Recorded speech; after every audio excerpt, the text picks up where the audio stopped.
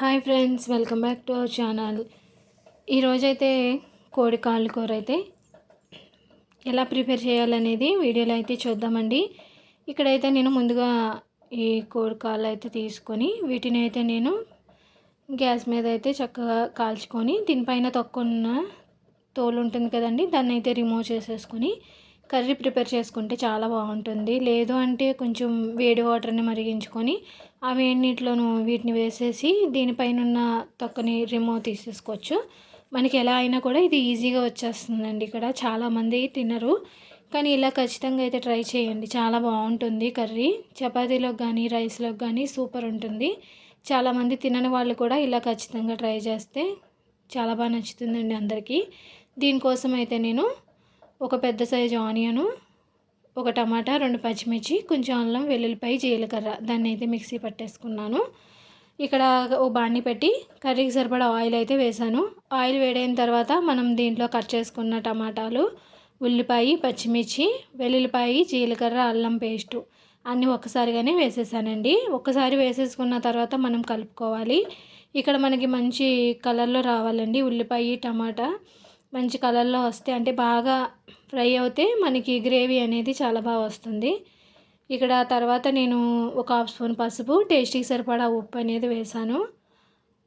ఇవి వేసుకోవడం వల్ల ఏంటంటే మనకి ఆనియన్, టమాటా చాలా తొందరగా ఫ్రై అవుతుందండి. వేసుకున్న తర్వాత ఒక్కసారి అయితే కలుపుకొని మనం మూత పెట్టేసుకోవాలి. మూత పెట్టేసుకుని ఒకసారి మళ్ళీ చూసుకుంటే చూసారండి, మనకి ఇక్కడ టమాటా, ఆనియన్ కూడా చక్కగా ఫ్రై అయిపోయింది. తర్వాత నెక్స్ట్ వచ్చి మనం వీటిని ఆల్రెడీ క్లీన్ చేసుకున్నాం కదండి. చక్కగా క్లీన్ చేసుకున్న ఈ కోడికాళ్ళని అయితే దీంట్లో వేసేసుకోవాలి.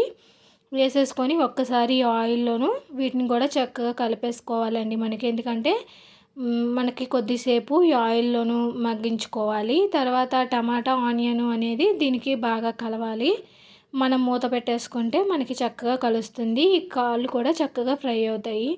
నెక్స్ట్ వచ్చి దీంట్లో నేను ఒక స్పూనున్నర లేదంటే ఒక 2 స్పూన్ల దాకా కారము, ఒక హాఫ్ స్పూన్ ఏమో ధనియాల పొడి అయితే వేసుకున్నాను. కారము కొంచెం ఎక్కువనే పడుతుందండి, అంటే కొంచెం ఎక్కువగా వేసుకుంటే దీని టేస్ట్ చాలా బాగుంటుంది. మనం ఈ మసాలా అన్నీ వేసేసుకున్న తర్వాత ఒక్కసారి అయితే మొత్తం దీనికంతా కూడా కలిసేంత వరకు కూడా చక్కగా కలుపుకోవాలండి మనం.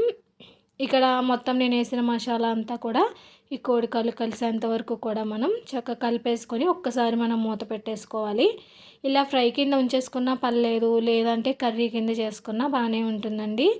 నేను ఇక్కడైతే ఒక హాఫ్ గ్లాస్ వాటర్ అంతే, ఇంకెక్కువ వేయాల్సిన అవసరం లేదండి. ఎందుకంటే మనం ఆల్రెడీ వీటిని అయితే క్లీన్ చేసేసుకొని గ్యాస్ మీద కాల్చుకొని మొత్తం తోలంతా రిమూవ్ చేసుకున్నాం కాబట్టి వీటిని మనం ఎక్కువ వాటర్ అవసరం లేదు.